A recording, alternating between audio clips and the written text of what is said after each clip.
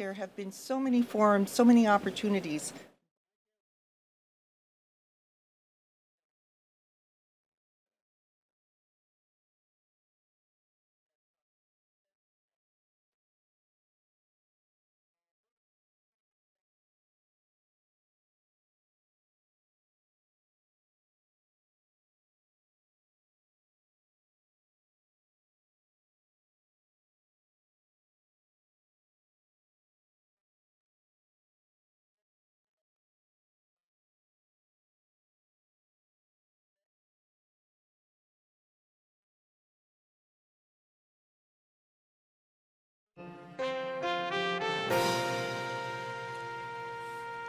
Good evening and welcome to Chicago Tonight on this Monday, February 25th.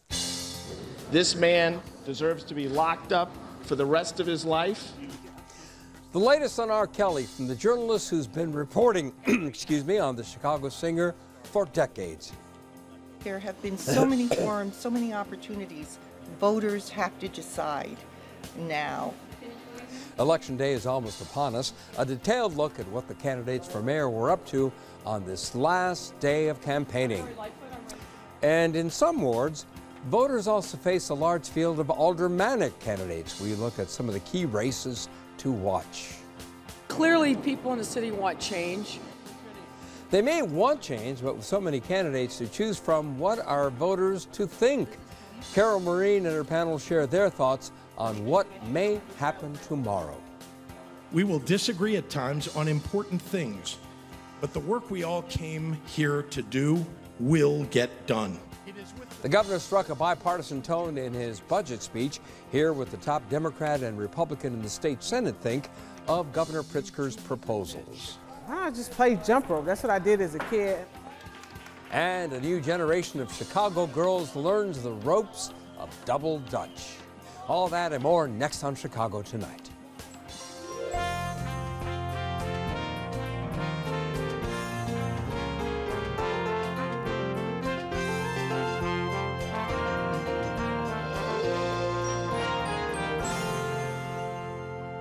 Thanks for joining us. I'm Phil Ponce.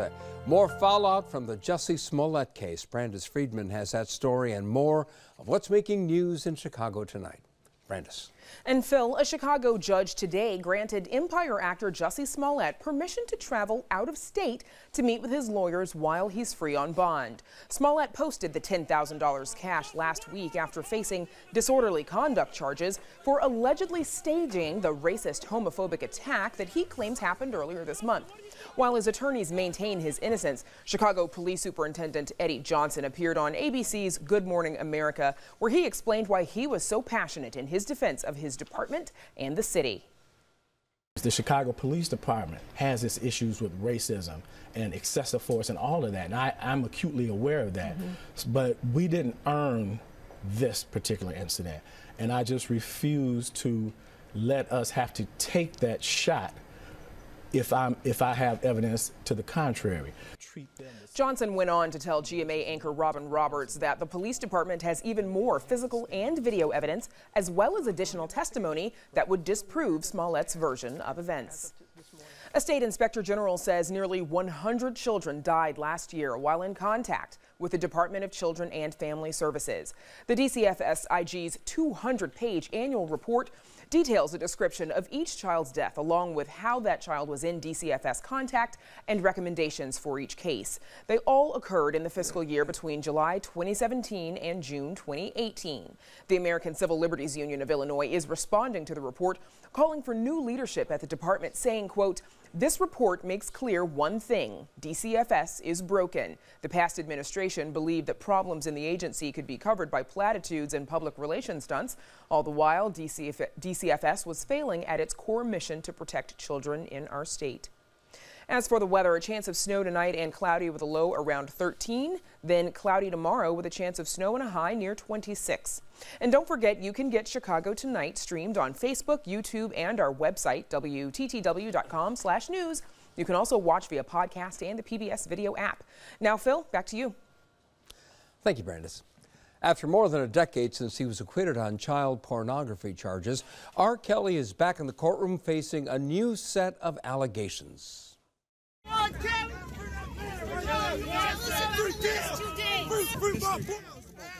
Kelly was released on bond late this afternoon. Earlier in the day, the R&B singer pleaded not guilty to 10 counts of aggravated sexual abuse. Cook County State's Attorney Kim Foxx filed those charges late last week. They come after attorney Michael Avenatti said he turned over to Fox a new videotape of Kelly having sex with a 14-year-old girl, among other acts.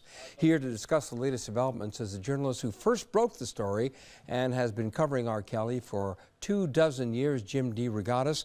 Besides his investigative reporting, he's also a music critic, professor, and co-host of Sound Opinions on WBEZ. Jim DeRogatis, thank you for being here. Sure, First of all, let's just cover some basic ground. You say you happen to know where R. Kelly is at this minute? He is at the Rock and Roll McDonald's, which is now the Green McDonald's, right? In 1998, he picked up a girl after her high school prom. She and her cousin pulled up with their dates in the limo. The girls went inside with their corsages on and their prom dresses. They were in line, and Kelly waved and passed a phone number to them, and she began a sexual relationship with him at age 16. And this so is now, court documents. This is a lawsuit. And he's back. How do you know he's at the Rock and Roll McDonald's? Because I got 10 tweets while I was waiting to talk to you. Is that right? Yes. All right. So what is also, it's on one of the other networks. Got it. What is the latest? Summarize where the case stands right now.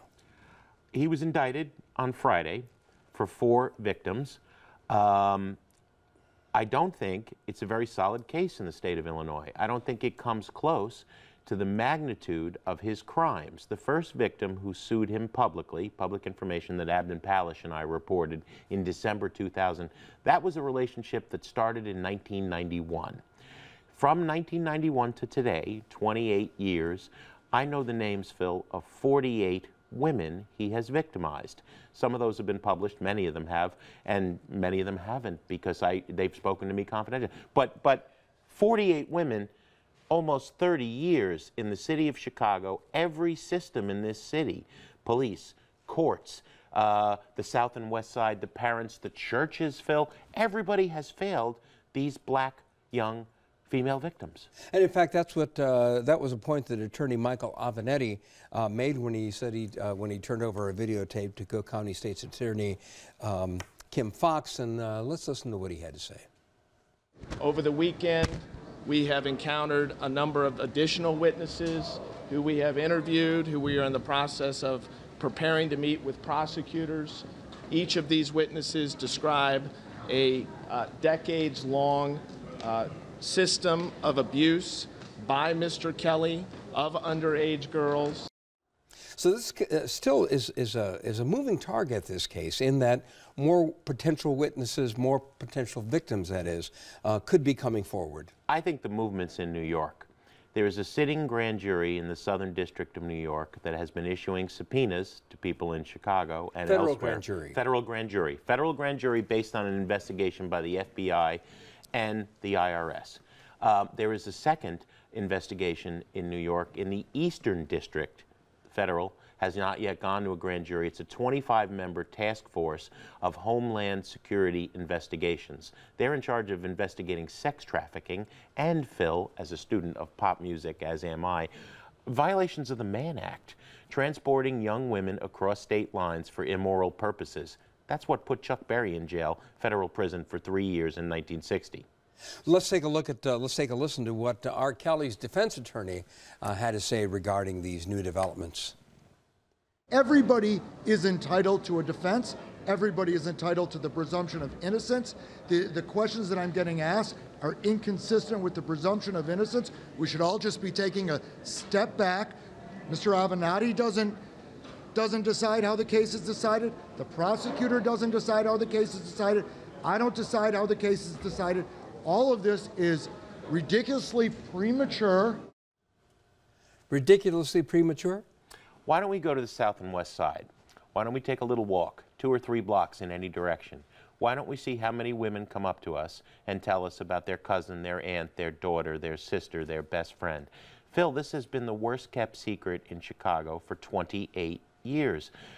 You know, this is not a secret. The community, the black women, the activists, have been talking for years. All I've ever done is give a megaphone to the many, many, many young women, victims, activists, people concerned. You know, Mary Mitchell has written like 4 dozen columns about this for the Sun-Times for 20 years. If it's been going on for so long and been such an open secret, why hasn't law enforcement been more proactive?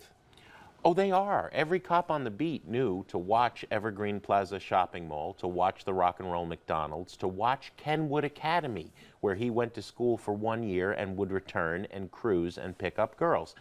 In 2000, there was already a 2-year-long police investigation when Abdon Palish and I first reported this pattern of behavior. He was indicted in 2002. There's a half-hour videotape of him having sex with a 14-year-old girl. He was acquitted for 2 reasons. Judge Vincent Gaughan, say the name, allowed it to take 6 years to go to trial. There were 153 motions that he ruled on in closed chambers. Those 6 years of court records remain sealed to this day. We don't know what happened in 90% of that trial. We know what happened in court. What happened in court is none of the evidence of the pattern of behavior, civil lawsuits. He married Aaliyah with a falsified Cook County marriage certificate. When she was 16? When she was 15. When she was 15. Okay. That was a public document. Jim, you make the point that you do not believe that State's Attorney Kim Foxx has a very good case against him, notwithstanding these new reports. I think she has a 20-year-old videotape in one of the 4 victims, and I don't believe that victim is cooperating. I know the other victim. She broke her non-disclosure agreement with me when I broke her story in BuzzFeed in 2017, August. She did not testify before the grand jury and has not given a sworn deposition yet. She tells me Sunday night. Kim Foxx has not even met her. The other 2 witnesses came forward. Now, these are all victims, Phil. Don't get me wrong. What I'm saying is I know the names of 48 victims. This case doesn't come close to the magnitude of this man's crimes for 28 years in the city of Chicago. But you say that you feel that the federal investigation, which is happening in New York, concurrent to all this, might have the evidence? Is that your opinion? Kim Foxx has not taken questions at the Friday press conference or the one 24 hours later on Saturday. My question would have been, federal investigators in New York tell me they are getting no cooperation from Chicago. Do you have a response to that, Ms. Foxx? I'm glad R. Kelly spent the weekend in jail. Those were 2.5 more days that he couldn't hurt a young woman. There are 2 who are with him now. Their parents were in court on Saturday.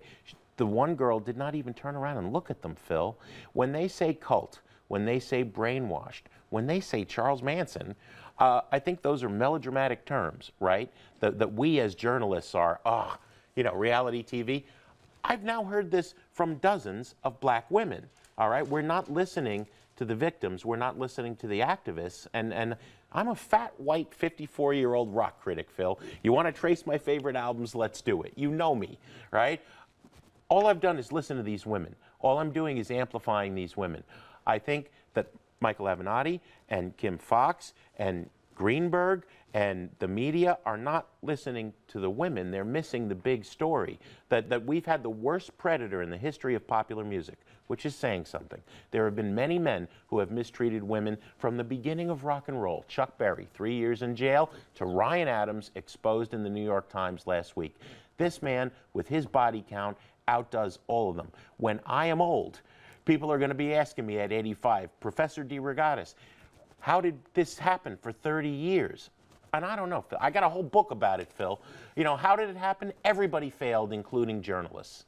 Jim DeRogatis, thank you for coming on, and something tells me we'll have you on again in connection with the story sooner Phil, rather we've got than... to have some black women on, because they have the story. Jim, thank you very much. And you can find Jim DeRogatis' new book, Soulless, The Case Against R. Kelly, in bookstores this June. And back with our in-depth coverage of tomorrow's elections right after this.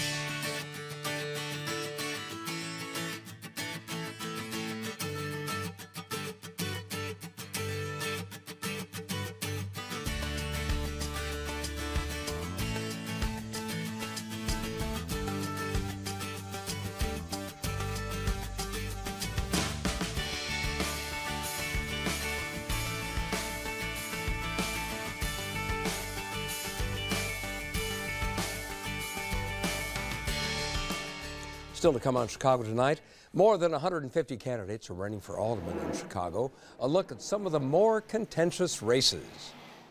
As voters cast their ballots, our political roundtable breaks down this extraordinary election. State Senate President John Cullerton and Republican leader Bill Brady on how they plan to shape the governor's proposed budget. And a new generation of Chicago girls learns the ropes of double dutch. But first, the 11th hour is here. Tomorrow morning, the polls officially open for Election Day, and all of those undecided voters will have to make a choice. Who do they want to lead the city as mayor and in the city council for the next 4 years?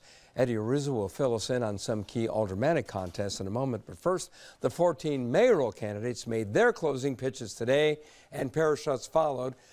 Excuse me, as many of those candidates as he could track down. Paris, that must have been a difficult thing. There are only 24 hours in a day, Phil, and the city's only so big. But 14 candidates, as you mentioned, in a mad dash to the finish line. And these closing moments are actually meaningful this time if you are to believe the polling, which has no one at more than 14% and 4 and 5 people within 2 or 3 percentage points and undecided as the largest vote getter at this point. So you have candidates like Lori Lightfoot here who's shaking hands out in the Loop. Gary Chico is traversing the city. Here he is in McKinley Park meeting voters. Same with Paul Vallis. He was at the State of Illinois building in the cafeteria there in the Loop greeting voters. Bill Daley had a lighter schedule, had a few stops this afternoon on the north side in some bakeries and some bars.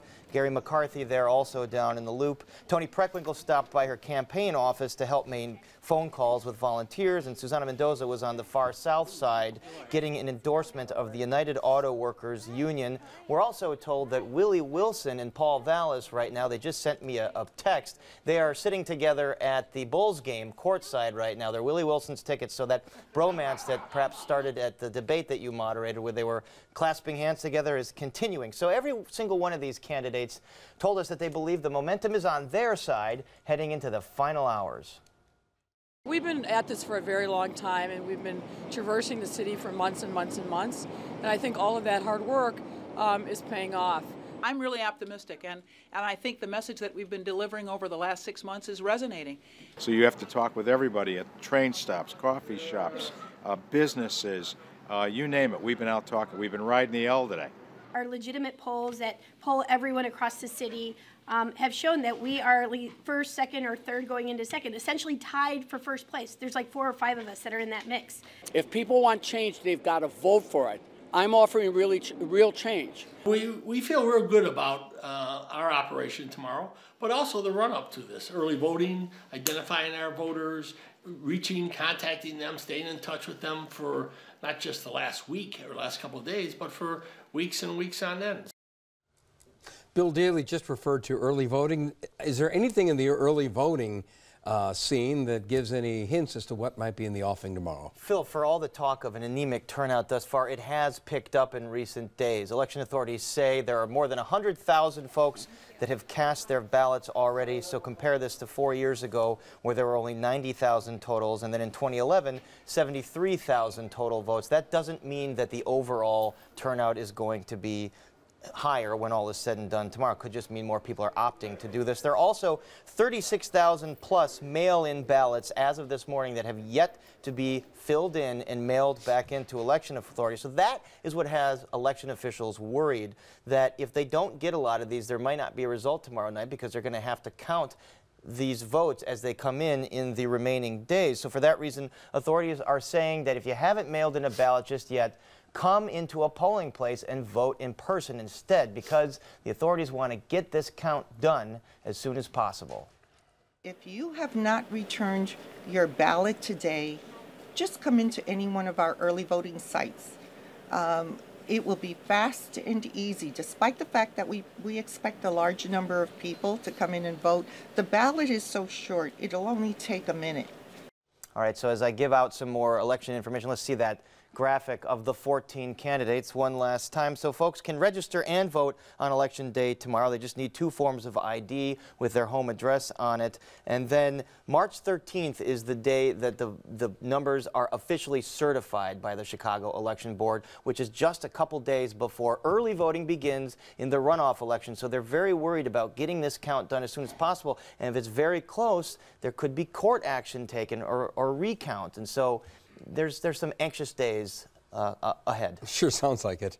Well, in addition to the competitive and crowded mayoral contest, voters in all 50 wards are voting for aldermen as well, and a handful of incumbents are running unopposed, while a few longtime aldermen, including the one who until recently was the most powerful of them all, are facing serious opposition. Eddie Ruza now with some of the aldermanic races to watch where the intrigue level of competition is very high. Eddie. Well, Phil, there are 160 candidates running for alderman this time around, and as you mentioned, 5 incumbents in the 2nd, 32nd, 37th, 38th, and 42nd wards are running unopposed, while in 5 other wards, the incumbent is not running for re-election, either because they're retiring or, in at least one case, they're facing an upcoming corruption trial, and more on that in a moment. But the ward where the incumbent has been charged with corruption and is still in the running and just might be re-elected is in the 14th ward on the city's southwest side, and that includes the neighborhoods of Archer Heights, Garfield Ridge, and Brighton Park. That, of course, is the ward over which Alderman Ed Burke has presided over for half a century, but the 75-year-old power broker is not ready to call it quits. And there he was in January, facing off against his 2 opponents, Jaime Guzman and Tanya Patino. Alderman Burke, of course, has been charged by federal prosecutors with 1 count of attempted extortion in connection with a fast food restaurant in his ward. He denies any wrongdoing. Nevertheless, the once ultra-powerful alderman was stripped of his Finance Committee chairmanship and overseer as the overseer of the city's controversial workmen's compensation program. Now, whether his legal problems, which are likely to intensify in the coming months, if not weeks, and the fact that his ward is now majority Hispanic will sway voters toward his challengers is one of the big questions of this election. But here, late in this contest, the campaign has taken a racial, and some are even saying a racist turn, and Paris actually has more on that. Well, here's what Tanya Patino, one of the candidates who is backed by Chuy Garcia, here's what they're alleging. There was a mailer that went out in the Garfield Ridge section of this ward, which is mostly white. This is mostly Hispanic ward. This is kind of the Caucasian enclave. And what they allege is that this mailer was attempting to scare people that Latinos are going to be in charge. Now contrast that with the way Ed Burke has run in the rest of the ward, speaking Spanish and trying to appeal to Hispanic voters. So Patino is claiming that this is a racist mailer. It's really blown up, and we'll see if that affects him on Election Day. Well, let's move on to a neighboring ward of the 14th, and that is the 13th, where there's quite a bit of political intrigue and tension as well. Tell us about that. And 13th is also on the far southwest side, and it covers, among others, the neighborhoods of West Lawn, Clearing, and Garfield Ridge. Now, of all the aldermanic races, this one between 2-term incumbent Marty Quinn and 19-year-old DePaul University student David Krupa just might be the one with the most scandals surrounding it. Alderman Marty Quinn is the brother of former Mike Madigan aide Kevin Quinn, who was accused by a female political consultant of harassing text messages. She says she reported the harassment to Marty Quinn, who was her political mentor, and who, she says, did nothing about it. But Quinn claims he approached his brother immediately, telling him to stop the harassment. Now, Marty Quinn also came under fire for alleged ties to supposedly fraudulent petitions that tried to get his opponent off the ballot. As for Krupa, a report this weekend in The Gate, that's a publication by University of Chicago undergrads, says he allegedly admitted to the president of DePaul's College Republicans that a former girlfriend has accused him of sexual and emotional abuse and filed a restraining order against him. Now, Krupa denies the allegations, and that restraining order was vacated last year, leaving 13th Ward voters with a tough choice to make. And the 44th Ward is something of a David and Goliath battle, is it not? Yes, but the Goliath is not on the ballot. In this case, it's the Ricketts family who are trying to unseat the incumbent Alderman Tom Tunney, trying to get a more Cubs-friendly alderman in place. Now, the 44th Ward is, of course, home to Wrigley Field, and Alderman Tunney has been instrumental and effective in pushing back against some of the Cubs' ownership's extensive and expanding plans for the Wrigleyville neighborhood. Last year, voters in the 44th Ward began receiving anti-Tunney mailers from a group called Neighbors for a Better Lakeview, which Crain's Chicago Business revealed was being funded by the Ricketts. But now Tunney faces challenges from Austin Bitus, who worked in Governor Pat Quinn's administration and has admitted to Crain's that he is friends with Laura Ricketts. And the third candidate is Elizabeth Scheidlowski, a business consultant who's received sizable donations from the Ricketts.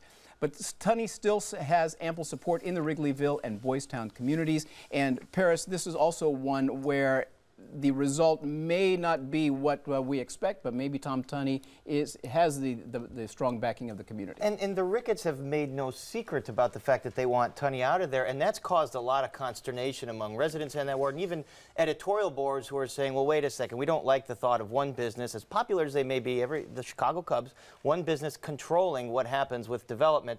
So Scheidlowski has received a lot of her money from Ricketts, and then there's another dark money group that has gone to these anti-Tunney mailers. So we'll see if that actually impacts voters on Election Day. And there are two wards almost as crowded with candidates as the mayoral field. Eddie, which are they? Well, it begins with the 9 candidates that are both in the 47th Ward, where incumbent Amaya Pawar is now running for city treasurer, and the 20th Ward, where the incumbent Willie Cochran is facing federal criminal charges. The 20th Ward, unfortunately, has the distinction of having 2 previous aldermen, Arenda Troutman and Cliff Kelly, who were convicted of corruption and sent to prison. The 20th Ward is in close proximity to the proposed Obama Presidential Center, and if it does get built in Jackson Park, the 20th Ward, which has many low-income residents, could feel, among other things, the repercussions of rising rents, which are already going up. And finally, 2 wards with embattled but retiring aldermen will be voting for a change, and those 2 wards are? And that would be the 22nd and the 25th wards. The 25th Ward Alderman Danny Solis has not been seen for weeks after it was revealed he was the FBI mole who wore a wire against Alderman Ed Burke. And 22nd Ward Alderman Ricardo Munoz was recently accused by his wife of domestic abuse going back years. Munoz has admitted to being an alcoholic in the past, and recently he was reportedly back in rehab. The 2 Latinx wards they lead have between them 9 Latinx candidates vying to set a new course for their communities. And Danny Solis has not been seen at City Hall for quite a long time now. He's not only not been seen, he's not answering his phone, and neither is Ricardo Munoz, and they're both keeping their seats for now until May, when they're going to be replaced, but no one has been able to find them. And Alderman O'Connor, who would have a say in this matter, says there will be no replacements if Alderman Solis doesn't show up. Isn't that correct? Paris and Eddie, thank you both very much. And the answer to that last question is yes. Yes. Right. And if you want to learn more about the candidates running for alderman in your ward, check out our voter's guide to the Chicago election. Candidates were given 2 minutes to tell voters where they stand on the issues, why they feel they are the best qualified, and what they intend to do if elected or re-elected. That's at WTTW.com/votersguide. And up next, Carol Marine and her panel dive deeper into tomorrow's elections. Chicago Tonight is made possible in part by the City Club of Chicago. Smart people may disagree about what makes a great city, but part of what makes Chicago great is that we don't have to agree. To run a city like ours, a lot of issues come up. The City Club of Chicago is a place to debate those issues and hear from the men and women who shape the policies, lead the industries, and tell the stories that define our city. For the free and open exchange of ideas, the City Club of Chicago. So, as we've just heard, we have a race for mayor like no other, but with 14 diverse candidates now vying to take the 5th floor office at City Hall, what are voters to think?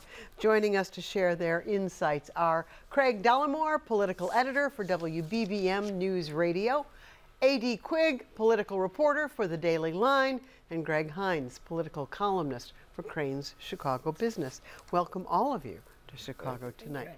So, Greg, who's the front runner? If I knew that, I could make a lot of money. My suggestion is take a coin of your choice, put 5 sides on it, and flip it, and we'll see what comes up tomorrow. Or maybe not, because as has already been said, we may not know until mid-March who actually won, because there's something like 30,000 potential mail ballots out there that can arrive and be counted as late as the 12th of March. So, AD, I talked to a lot of camps today, and I heard from at least 4 or 5 of them that were surging, right? So, of course they are. In your tracking of these things, are there late surgers here? There can be to an extent, and I caution everyone not to trust these polls too much. All the polls are different, and a lot of these polls are leading, coming from campaigns. I think we've seen Lori Lightfoot has had a little bit of a surge in the past few days, but for the most part, we're seeing all candidates between 12% and 17%, maybe as high as 20%, but it's a toss-up. Craig, you've covered a lot of this for a lot of years. Is there a comparable kind of race that you have covered? I don't really think so. I mean, even Mayor Emanuel's first election had multiple candidates. What was it, 5? And that was about as bad as it gets. This is 14 is unheard of. And it's hard for voters to keep track. It's hard for reporters to keep track. And frankly, it's kept some of us from doing stories on other things going on, such as the other citywide races and even some of the aldermanic races, because we're busy trying to catch up with the candidates, the mayorals. AD said, I mean, trusting these polls is difficult because if you're making dinner at home, a pollster calls, and you're running through 14 candidates, are you going to stay on the line? Are you going to be listening?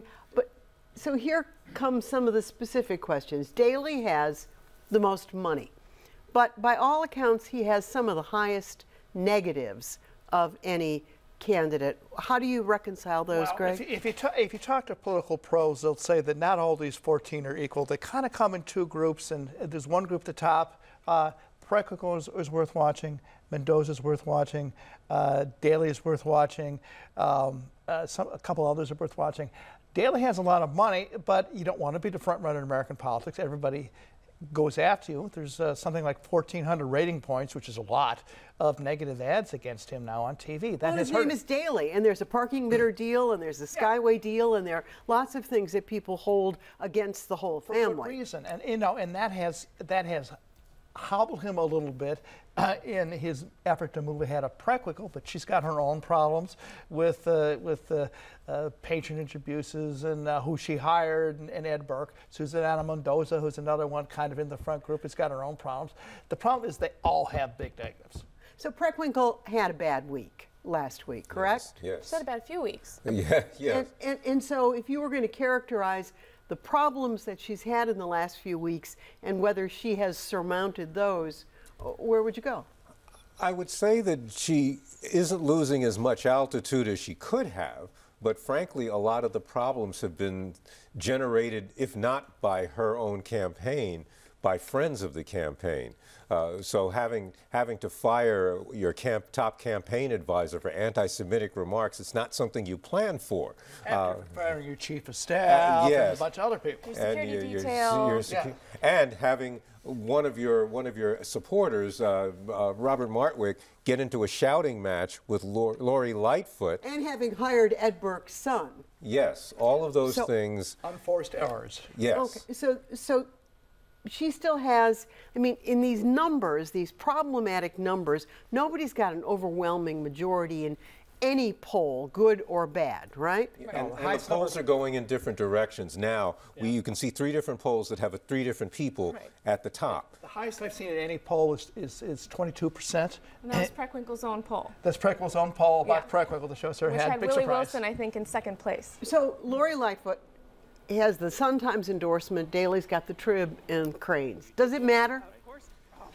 In a race this close, anything can matter. I'm not saying that the endorsements will, but normally at this point, you pretty well know who the 2 or 3 people are worth watching. In this, there are conceivably a good 6, 7 people who could make the runoff. I think the endorsements matter because they bring you headlines. People talk about the fact that you got the endorsement, and in a crowd of 14, any mention helps. Any little edge puts you over. Meantime, Paul Vallis's campaign is talking about the fact that they really feel that they have a corner, at least one of the corners on social media. Vallis tonight with Willie Wilson is at a Bulls game, as I understand it. So they're not out campaigning tonight. Paul Vallis, has he run a smarter social media campaign than others? I don't think it's necessarily smarter. In fact, what I think he is doing is his campaign is in some ways an experiment to see if talking only substance or mostly substance and giving details is going to attract voters. The one thing that is happening now in this campaign that has very rarely happened is you have had forums with many, if not most, of the candidates several times a week. People have had a chance to actually look at these people more than they normally have, certainly more than they did when Rahm Emanuel first ran. Jerry Joyce in the 19th Ward. The 19th Ward is a huge get out the vote operation, one of the few that really remains and cranks it out. Is Jerry Joyce a sleeper candidate and we're going to be surprised? Some people think that maybe he is. Early voting in the 19th Ward is by far and away bigger than any other ward in the city, but it's still only one ward among 50, and the question isn't how well he'll do in the 19th ward. The question is how well he'll do in the other 49 wards. The Northwest side, though, is also voting very high in early voting, too. We don't know that's Joyce. That could be hot automatic race in the 41st ward, for instance. Could be. And at the same time, Jerry Joyce could subtract votes from Bill Daley. I mean, in all of these permutations, right, AD? Yes, and the same thing is happening with Tony Preckwinkle and Lori Lightfoot and Amara Enya sucking votes off of each other. And Bill Mendoza Daley, and Mendoza and Chico. And so everybody's in each other's base. Right, yes. Exactly. And an interesting thing that Paul Vallis has been doing is a text message campaign. He's also been doing targeted social media. Jerry Joyce is one of the only mayoral candidates, I think, doing mail. There are not that many mayoral candidates doing mail, and he's also targeting Catholic churches. So everyone has a different kind of way in. I'm not sure if that way in gets you to the 17 or 18 or 19% that you need. I think we're going to write books about this race at the end. Where's Paul Green when we need him? Exactly. You know, come back to us. Oh, yeah. So McCarthy, Fioretti, Kozlar, are they possible? I wouldn't put them on my list, but I'm loath to make almost any prediction about this race. Yeah, the sands are shifting so quickly here that we really don't know who's catching fire or if anyone is. And I think it's just going to be very close, and whoever moves 4 or 5 points is going to change the race. And even if they're not in it, if they're drawing votes from somebody who's close to being in it, it has an impact. Well, you're seeing on Twitter a lot of folks saying, don't vote for Lori because you're pulling votes from Tony. Don't vote for Chico because you're pulling votes from Susanna. And we want to figure out who has the best chance to actually win in this thing, so try to vote strategically. And I don't know if that would actually work. And so is there, as you would gauge this, is there a really active millennial conversation going on, or is there not? I think the conversation right now is only that, and we're going to have to wait until after we see the returns tomorrow to find out whether all that talk turned into anything. And that's even with Amara Enya's campaign about getting, you know, if there is such a phenomenon going on, she's the one who would benefit. I haven't seen direct signs of it, but social media works in strangest, wondrous ways. Stock wisdom now is you really want to appeal to older voters because they're the demographic that really turns out. We did see millennials turn out in a big way in the midterms, though, so I'll be really interested to see what those results are. But at the same time, right now, we're seeing too many mail-in ballots that were requested but not being mailed in, and there isn't a vast amount of early voting. It may be a little bit over what we've seen before. It's over 2015. Yeah. So and are those older voters? People are used to voting now. Every cycle goes up, plus registration is up 12% this year. So the aldermanic races, are they going to begin to drive in some significant way, however whatever the mayoral outcome is? Yeah, one of the theories out there is that the North Lakefront in particular has a lot of good aldermanic races, 43, 44, 46, 47, 49, that whichever the mayoral candidate's best appeals to that will gain from those aldermanic What's fights. interesting is a lot of Lori Lightfoot's donations come from that area. Yes. And is the lakefront, in fact, the most active area of any part of the city, or does that go too far? 19 and 41 are definitely hard driving turnout wards, so is 47. But I think 44, 46, 49 a little bit. And then 47 is just off the lakefront. Yeah, and downtown. And so in the Tunney versus, shall we say, the Ricketts, because I know there's other candidates, but this is what the 47th seems to be, right? Not the 47th, I mean 44th, sorry. What's really interesting about 44 and which it sets us off is for the first time in my memory, a dark money group that's affiliated with Greg Bass, the former head of the Illinois Manufacturers Association, has come in and spent more than $200,000 so far with attack ads ripping up Alderman Tunney. I've never seen this You see this a lot at the national level. I've never seen it at an aldermanic level before. And how that affects this race is going to be really interesting for future election cycles. The possibility of a backlash or not so much? Whether it works or whether it doesn't work, whether there's a backlash or whether it's successful. And what do we think in the 13th Ward, where you do have David Krupa versus Mike Madigan's alderman? Because a whole lot of money is being spent in that race as well for what normally wouldn't have been spent at all. All of the profiles down there have really focused on how Marty Quinn has said, I'm not thinking about the politics, I'm thinking about ward services. And he has continued to deliver on ward services. And I think that's something people in 13 care about. I think that's something that is always a major factor in any race. If you have good constituent service, you're in a strong position, and that's how incumbents stay in. And that having been said, there's a lot of losing politicians out there who've bet against Mike Madigan. Yes. Well, and there's that too. So Greg Hines, A.D. Quigg, and Craig Dellamore, thank you very much for being with us on Chicago Tonight. If you want more information on each of the mayoral candidates before you enter the voting booth tomorrow, if you haven't already, and check out our Voter's Guide to the Chicago election. There you can learn more about the field of mayoral hopefuls and where they stand on the issues, and you can also check out the candidates running for alderman, for clerk, for treasurer. That's at WTTW.com/Voter's Guide. Up next, to state government and the leaders of the Illinois Senate. Stay with us. Don't miss one of our stories. Get them all delivered to your desktop or mobile device with a subscription to the WTTW News Daily Briefing. Go to WTTW.com/Daily Briefing and sign up.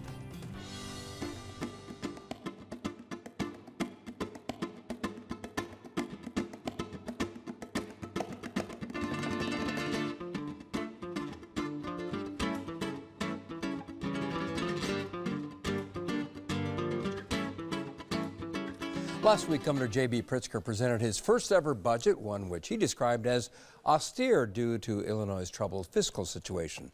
Pritzker's spending plan relies on new taxes and fees, revenue from sports betting and recreational marijuana, and it also pitches a package of pension fixes to shore up the underfunded system for retired public employees. But the path from a budget speech to a bill signing runs through the General Assembly, of course. Joining us are two leaders of their respective parties in the Illinois Senate, Senate President John Cullerton, a Democrat, and Senate Republican leader Bill Brady. Gentlemen, welcome back to Chicago Tonight. Thank you. John Cullerton, what was your immediate reaction to the speech? Well, I thought it was a very good budget. I had sat there for four budgets in a row with the Governor Rauner, and a lot of times it just didn't make sense. It didn't add up. This was very specific. He led you right down the path to see this is a balanced budget, and if you don't do some of the things I need to do, then we're going to have some massive cuts. So I was very impressed. Bill Brady, your reaction? Well, the governor was upbeat. I will agree with President Cullerton that the math added up.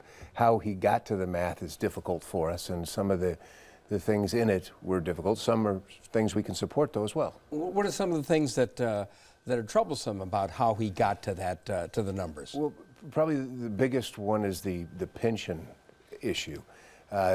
Saving $800 million by delaying the ramp. It's by a short delaying the ramp, you mean 7 years. You mean pushing right. Payments back a little further. Didn't give us the cost, didn't give us the savings versus the cost.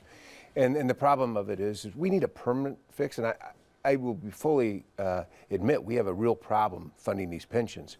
But a one-year plan extending the ramp and then promising to backfill it with some revenues from a tax that's not even in place, to me gives some speculation and some concern to our caucus and the members, I think, of our caucus and the people of the state. How about that, for example, relying on tax on recreational marijuana? Well, recreational marijuana is not here yet. He actually did campaign on that. He said that's what he wanted to do. He also was aware of the fact that sports betting had been legalized, and those are parts of the budget. But Phil, I think the real key to the budget, and the governor spent a lot of time talking about this, is changing the way we have our kind of a old-fashioned tax system in Illinois. 34 states have a graduated income tax, many of the states that Republicans always say you should emulate. And that's really the key, because all of the states surrounding Illinois have graduated income taxes. And Bill Brady, the governor, said this was kind of a bridge budget to get to the point where a graduated income tax might come into play. Your thoughts on the whole notion of a graduated income tax? Well, it's harmful in our opinion. particularly after the federal government's tax changes and the SALT limitation. Increasing the tax on high-income earners is just going to, I fear, push them out of this state. We've got far too many people who have left the state. We're one of the largest net out-migration states in the nation. And we don't need a graduated income tax. You look at states that are really growing like Texas, they don't have a graduated income tax. Florida, they don't have a graduated income tax. Both those states, Texas, heavy reliance on oil, Florida, heavy reliance on tourism. One could argue that Illinois is different from either of those states. Well, we've got agriculture, we've got the city of Chicago, we've got a lot of things to rely on if we stop pushing things out. What we have is a structural deficit, and that's something that has to be changed. No question about it. We've got pension sins from the past that have to be paid for and other things. We just believe that growing jobs and having those jobs pay taxes is a better path than increasing taxes on people that are likely to leave the state. Phil, I think what's important is that we have yet to work on the rates. We hope to work with Republicans on what those new rates would be. Because the governor was did not give out that information during the campaign. Because it is actually up to us to decide that. And I suggest we're going to pass that bill at the same time we pass this constitutional amendment. The overwhelming majority of Illinoisans are going to pay less. There's going to be, that's what a flat tax is about. Everybody's paying the same amount, about 5%, even the richest and even the people who are working for the richest. So that's the fairness that we want to, and he ran on this. The governor ran on this and won big. And just for the record, the process by which this would happen is both houses have to approve it by 3/5, and then it goes to the public, and a majority of the public has to. I think it's actually even more than a majority. More than a majority? Yeah. Really? Yeah. So of the public? That's correct. 60%. That's why people are going to want to know what those rates are. And I think if the overwhelming majority know that they're actually going to be paying less, the wealthier are going to pay more. Hopefully not enough, as Bill's concerned about people leaving. I think they're more concerned about polar vortexes than their tax rate, because after you pay your federal income tax, the state tax is relatively small. The problem, though, I go back to is the double whammy, right? You raise tax rates, and then the federal law takes away the ability to write off your state and local taxes, and so now you don't get the federal benefit. And I think it's even going to be more damaging if we do that. And frankly, you know, these are some of our highest income earners. They're spending the most in sales taxes and other taxes already. Yet, so it gives us great concern. And yet, Bill Brady, the governor, as you know, has characterized a graduated income tax as a fair tax because, by his argument, the more you make, the more you should pay in taxes. When you do, the more you make, the more you're going to pay, even under a flat tax. Yes, but the point is that the business community wants to have stability. They want to have the structural deficit go away. And we've had that. Even though we have actually made cuts left and right in our budget the last 10 years, we still have built in a shortage in paying for pensions, paying for education, and people want to have stability. And I think that's what's going to be brought about by this constitutional amendment. Is there a political will there for it? I mean, the 3/5, both houses, 60% of the public has to go along with it. How realistic is it? I think what you're going to find is it's going to be probably on the Democrats. We're the ones that won most of the races to pass this. I mean, you have the votes already to do the 3/5, don't you? We do. We have a supermajority in both the House and the Senate. When we go to the public, I'm sure the governor's going to be pushing this and campaigning for this, but I want to emphasize the majority of the voters, more than 60% of the voters, are going to be having a tax break. So maybe that'll be a reason for them to vote for it. How about it, Leader Brady? Do you think, as a matter of politics, this is doable, a constitutional amendment to start a graduated income tax? You know, the governor did run on it. Both chambers have the majority. I think it's going to be a difficult push. I think when people look at the fact that the tax rates could change at the will of any General Assembly, the protection we've had under the current Constitution has been a pressure on elected officials to keep that down. But you lift that protection, and the fact that a General Assembly could change and alter whatever might pass this year, I think will be a real risk to the voters, and they'll look at it with caution. Do you think, sticking with you, Leader Brady, do you think that, do you get the sense that the governor is willing to negotiate with Republicans? There was not a lot of sense of that, of the governor, the previous governor, working with Democrats. What's your sense of this governor and his openness to the Republicans? I think there's some things he can negotiate and some things he cannot. And I think he wants to negotiate where he can, and he understands those differences. President Colton indicated one of the biggest concerns we have is we need stability. We're going to have job growth to have stability eventually. but we're also going to have some revenues, which is why we're willing to work on things like sports betting. We're willing to work on things like enhancing the federal reimbursement to us on Medicaid and other things that are important to bringing that stability. But there are some things we can agree on. I think the governor understands that. There are some things that we can't agree on, and I think he understands that as well. President Cullerton, do you think, do you sense a new tone, at least of listening, maybe cooperating a little more? Well, I don't, you know, the last governor was difficult to negotiate with. We tried, believe me. And so there was an overwhelming majority of folks that wanted a change, and we brought about that change. And there are things that we are definitely going to work with Republicans on. There's one thing for sure, dealing with the capital bill, assuming we can pass this constitutional amendment on the budget. We can also look to a capital bill, and I think Bill Brady and I will be able to work together on that in a mutual way to benefit the state for infrastructure improvements. By the way, what kind of a timeline are you looking at in terms of this constitutional amendment? We want to do it this year. We want to do it before the end of May. And that would put it in the, before the voters in 2020? Yes, and it's on the ballot, but then we'll have time to campaign. And I also want to set the rates and tell people know what those rates are going to be, so people will have that to consider when they go in to vote over a year and a half from now.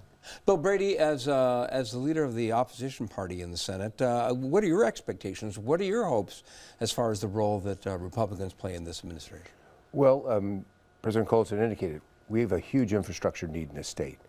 And we know that our infrastructure is crumbling. And one of our greatest economic opportunities is the fact that we're in the center of this country, if not the world. And so that infrastructure has to be reinvested in. I think we can play a vital role in doing that, along with the Democrats. And I think we can bring benefit to that program by doing that, as I said earlier, in sports betting, as well as bringing back more federal dollars to the state coffers to bring stability to the state. But the real key is, I think, we can also help understand the importance of creating jobs. We cannot tax and spend our way into stability. We have got to create jobs. John Cullerton, is the plate clearer this time around? Presumably, the last time around, the governor was sponsoring attack ads against the House Speaker and that sort of thing. Yeah, it's kind of a strange way to negotiate with the General Assembly by spending millions of dollars. But I think it's better in that regard that there's at least some of the ancillary issues. People are going to be focusing more on the substantive issues. I think so. I think so. And it's the first year that's a brand new governor. He's not been in the government before himself. I just think he has an attitude of willing to work, and I sense that he wants to have more meetings with the Republicans and certainly than we got with him. And I just think there's going to be some more positive things coming. John Cullerton, Bill Brady, thank you both for being here. Very much appreciated. Okay. Thank you, Phil. And back with more right after this. Don't ever miss Chicago Tonight. Subscribe to our podcast. Get a daily download of our show delivered to your desktop or mobile device. Go to WTTW.com/Chicago Tonight Podcast and subscribe. In decades past, the tick-tick-tick of double Dutch jump ropes kept the beat on city sidewalks and parks and kept the girls who played it active and healthy. Over the years, the sport fell out of fashion, but now a Chicagoan says it's time to bring double Dutch back to a generation of girls that it skipped. She's betting that double Dutch's quick footwork and hypnotic rhythms will rope Chicago's girls back into the game. Brandis Friedman has the story. For many black girls growing up in the 70s and 80s, summer in the city sounded like this. Oh, I love double Dutch. As a kid, I jumped outdoors on the concrete during the summertime. We jumped from the morning until night, all day, every day. If there had been an NBA for double Dutch, I would have been a star, right? Ayana Haroon says her warm memories of playing double Dutch jump rope as a child lured her back as an adult and inspired her to start teaching double Dutch to a new generation through her organization, Black Girls Jump. Double Dutch originated on the streets of New York in the 1940s. It migrated to other urban centers like Chicago, where it was an activity especially popular among black girls like Haroon. So you learn how to double Dutch at 10 or 11. It's like, oh wow, I'm a black girl, right? This is like, this is cultural expression that I find that the children take pride in. Haroon says she returned to double Dutch because she had grown bored with running to keep in shape. And I was like, oh, what can I do for fitness that's fun? I want to do something social. And I said, well, why don't I just play jump rope? That's what I did as a kid. And I went to the hardware store and I bought a plastic clothesline. And I just took my clothesline to the park as if I was 12 years old. And I just asked people if they wanted to play jump rope with me. And in an hour, there were probably 40 or 50 people out there playing jump rope. Energized by that day in the park, Haroon began to organize events for Black women to jump back into Double Dutch for fun and fitness. We noticed that mothers will bring their daughters to the events. So the moms wanted their daughters to also learn how to jump rope. Seeing girls jumping with their mothers gave Haroon a new focus. Through Black Girls Jump programs in schools and parks, she shows the ropes to girls like 9th grader Michaelia Shakes at Harlan Community Academy. The hardest thing for me in jumping is getting in the rope. Like my first try, I was like, oh my God, how am I gonna get in 2 ropes at the same time? Black Girls Jump also holds workshops like this one at Ring of Hope in the Grand Crossing neighborhood. Here, ambassadors from New Jersey's International Double Dutch League are training coaches for Black Girls Jump with a goal of building teams in Chicago to participate in regional and national Double Dutch competitions. IDDL coach Kyasia Max McCarthy says she doesn't remember a time when she wasn't jumping. I've been coaching for 20 years, so I think I've been jumping for maybe... Don't make me sing. It's an awesome outlet for young people, especially people in urban areas. And she says that like other sports, Double Dutch teaches discipline, structure, and selflessness. Turning is the heartbeat of the rope. It does not work without an awesome turner. They're okay with not being in the rope. They're okay with just helping their teammate out, you know? Michaelia Shakes says you can add perseverance and teamwork to that list. We encourage each other to keep going. And when we cheer people up, everybody feels the happiness, the joy around, so we all get to be jolly jumpers. For Chicago Tonight, I'm Brandis Friedman. And you can find more information on Black Girls Jump on our website. And that is our show for this Monday night. Don't forget to stay connected with us by signing up for our daily briefing and join us tomorrow night live at 7. We'll have up-to-the-minute results and analysis in the much-anticipated race for mayor. And we'll be looking at key aldermanic races around the city and how, excuse me, they'll shape the city council for the next 4 years. Now, for all of us here at Chicago Tonight, I'm Phil Ponce, and I thank you for watching. Good night.